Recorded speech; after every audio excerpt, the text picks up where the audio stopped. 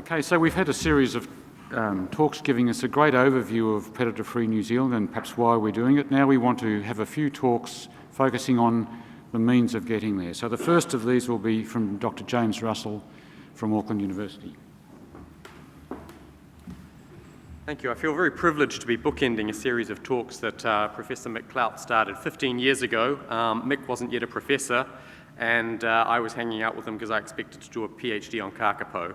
Andrew Digby does a far better job with kakapo than I ever would, and instead I ended up doing a ratty PhD and not even doing that very well. But here 15 years later, we're now seeing a series of talks on projects that 15 years ago we wouldn't have even imagined. The Cape Sanctuary, Cape to City, Project Maunga, and Predator-Free Wellington. So it's a real privilege to be now in a position where I can talk about what the National Science Challenge is contributing to predator control in New Zealand and to Predator-Free New Zealand vision. It's really where the rubber hits the road, so I want to explain to you what the National Science Challenge will be doing here. I'll touch on a bit of history first, though. There are 30 introduced land mammals in New Zealand, more than most New Zealanders think, and that's a number of small predators as well as small herbivores and large herbivores. A lot of focus on those small predators, more so in the past few decades, but the other speakers have touched on those importance of small herbivores and large herbivores as part of the management strategy as well.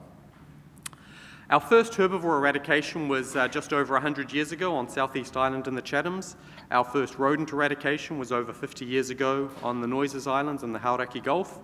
Rodent eradication research and development really started in the 1980s, and that was with work by the Wildlife Service on the Noises and on the Mercuries, and then additional work by DSIR in Fiordland. The first intentional aerial rodent eradication was in 1990 on the Mokohinaus, but Scratch will always remind us that he actually did the first one on Whale Island in 1986 when he accidentally eradicated Norway rats during a rabbit eradication operation. Our largest eradication to date in New Zealand is 2001 on Campbell Island. I do like to claim Macquarie Island as well. It was run by a New Zealand team, and it's biogeographically a New Zealand island, even though the Australians got it on the other side of the longitudinal line. And we've seen even bigger projects overseas now, such as South Georgia Island and other bigger projects being planned. And this graph here on a logarithmic scale, so please pay attention on the left-hand side to that, the fact that it's going up an order of magnitude with every unit there, shows you how every decade we increase the size of islands we can take rodents off by that order of magnitude. And indeed, going past 2000 and extrapolating that straight line to 2050, we reach the size of the South Island of New Zealand, the largest island in the New Zealand archipelago. And I think that's critical to remember. New Zealand is an island archipelago. We refer to the North and South Island as the mainland, or perhaps some of us only the Southern Island as the mainland, but indeed we are an island nation. There is no mainland. We are just working from smaller islands to larger islands. But on the so-called mainland, the original focus was on a lot of possum control for forest conservation and TB eradication. There's been substantial operational refinement of Aerial 1080. Some of those earlier issues we saw in the 70s and 80s that created a lot of backlash and a legacy of distrust on 1080 operations is long gone with some of the huge advances that Landcare Research and others have made. We've had 25 years of refinement of small predator control on the mainland, focusing on rats and stoats, so much so that we're starting to see new products come on the market for the first time in 50 years, which is absolutely outstanding. This shows the kind of direction we need to head in. So it's not just a good nature trap or something, new poison coming online every few years, but we have dozens of new tools coming online, and we're going to hear more about those shortly. DOC started their Mainland Island program for fenceless reserves in 1995, and then more recently we've seen the Battle for Our Birds in 2014 and repeated again in 2016. So I want to touch on barriers and conceptualize how we go from islands, where oceans play a role as barriers, to putting up predator-proof fences, to having fenceless reserves. So the goal of a pest barrier is quite simply to reduce pest diffusion rates. And we know that oceans, or a line of devices, a so-called virtual fence such as zero invasive predators use, are cheap, But in this case, fences are an expensive special case of barriers. So the ocean is nice, it's already been given to us by tectonic processes. A virtual fence just requires you to put devices there, but a predator-proof fence is very expensive. But these are all just cases of barriers. And ultimately, on a case-by-case basis, the optimal barrier will depend on the cost-effectiveness of management and desired biodiversity outcomes. So and we've seen an example for the Cape Sanctuary of where the fence is only a temporary measure. They don't want to maintain that in perpetuity until they can get a virtual fence or expand their project outside of those ranges. Here's quite a busy infographic, but it really captures the essence of where we were up to a few years ago with Predator-Free New Zealand. And what we can see is in 1963, when we started the first rodent eradications, they were confirmed only 0.5% of our offshore island area, so everything except the North and South Island, was predator-free. DOC and others have eradicated introduced mammals from 1/3 of the islands around the coast of New Zealand, but only the small uninhabited forested ones. So that accounts for only 10% of our offshore island area. I think that's fantastic. We aspire to goals such as that for 10% of our coast and marine reserves. But there is so much further we have to go, and we can go. And indeed, if we could just focus on getting introduced predators off Rakiura and Aotea, then we would have 50% of our island area free. And I have no doubt that we could achieve that in a decade if we line up all the dots. Meanwhile, on the mainland, the North and South Island, 45% of it is actually under some form of predator management. And by that, I mean somebody is paying attention to the population dynamics of those predators, whether that be for just TB monitoring or for aerial eradication every 5 years or more intensive projects. But then when we boil it down to those red dot sites, those really high-end, top-notch, gold standard predator control sites where you can introduce the most vulnerable species like tiake, the saddleback or tuatara, those are only 0.25% of the mainland in New Zealand. So we have achieved so much, but there is so much further we can go. And for the meanwhile, it's just going to be incremental work to build it better and faster, but then those step changes that we've seen, such as the use of aerial delivery of rodent toxins in the 1990s, which created the step change. So on the topic of social license, the Western educated, industrialized, rich democratic public are more invested in science and conservation in the sense that we appreciate it. But toxin use is particularly pernicious and it's declining. It's declining in New Zealand, the public's appetite for it, and it will continue to decline. New Zealanders are particularly supportive of pest control. We have a very different mindset to our continental, our European and North American colleagues with how we interact with animals and with nature and how we manipulate the environment. But support for toxins is declining, and public expect ongoing development of tools and devices just to allow us the social license we continue to maintain.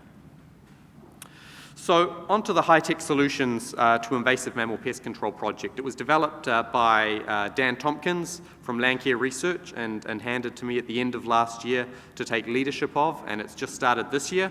It's got a number of projects which I'm going to touch on very briefly, but I'm more than happy to talk to anyone that wants to learn more about those. There's rodent genetic suppression discovery and modelling, possum-specific toxin development and genome sequencing, stoat lure development, biosensors, strategy and tool development modelling, a bioethics panel, a small mammal collective to work with the Department of Conservation and regional councils, and a Maori Engagement component. For genetic suppression, a project led by Landcare Research and the University of Otago, there's participation in a global consortium. An NGO in Santa Cruz called Island Conservation has also been looking at genetic biocontrol of rodents, as has the US Department of Agriculture, CSIRO, and a number of US and Australian universities. So we're going to partner with them.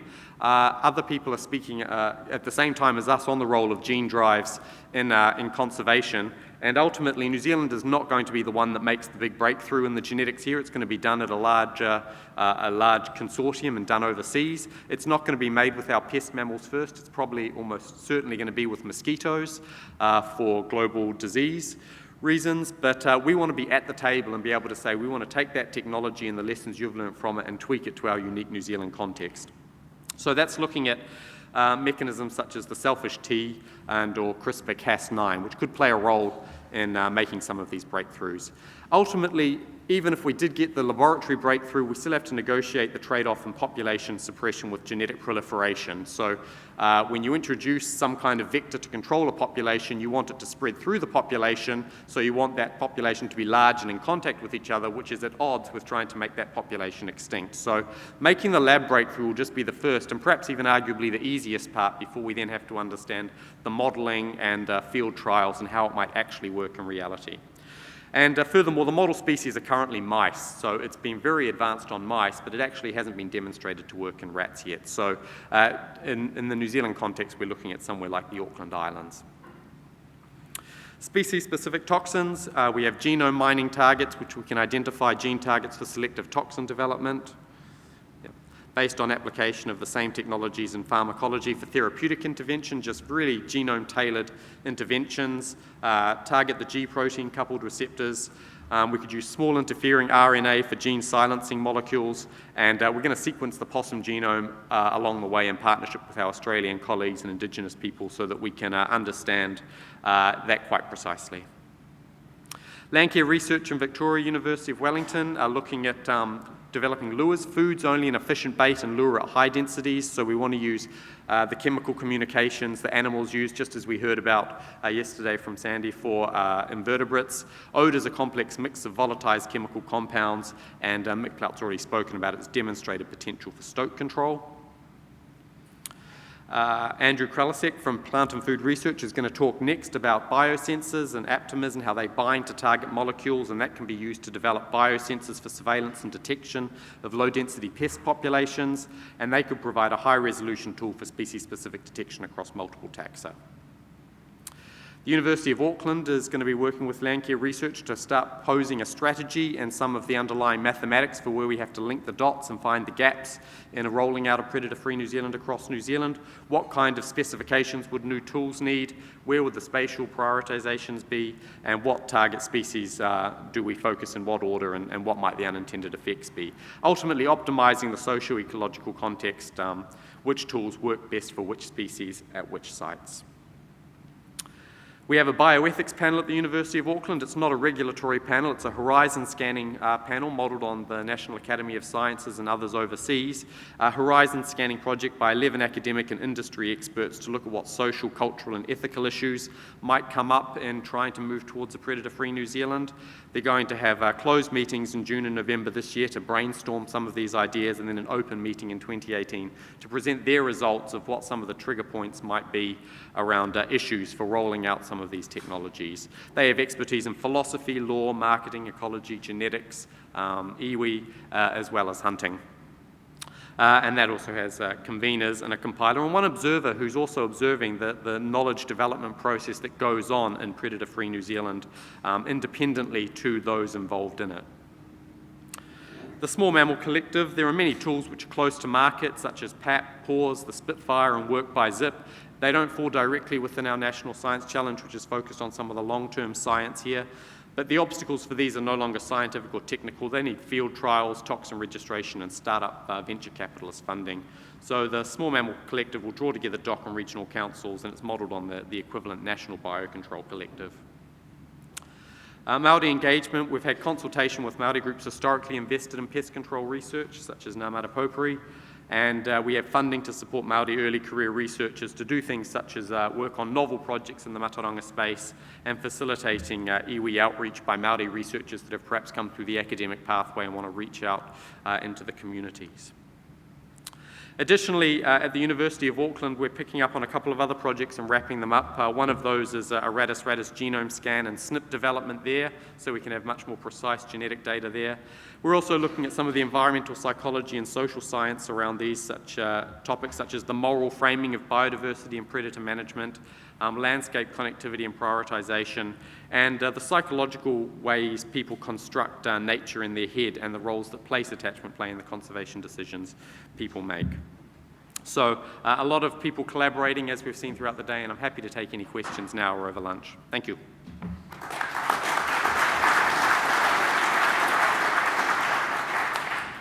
think we've got time for at least one question for James.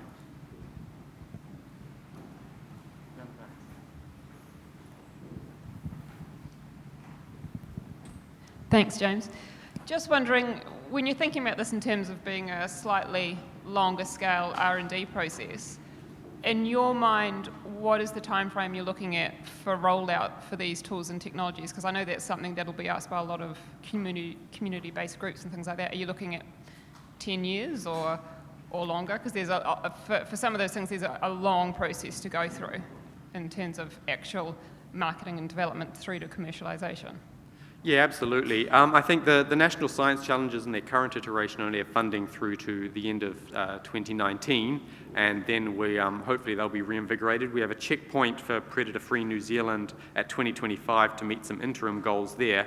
So I think we've got a landscape laid out ahead of us where some of the outputs we want to see from the higher risk, longer term science here is about the decade that you mentioned. So I think that will take us through to just after 2025, but I think we have a number of checkpoints along the way to make sure we're on track, because I think there is an urgency with which we shouldn't get bogged down in the early stage development and then get caught up in the things not getting to market. We do have to make sure that the science is rapidly transferred to market.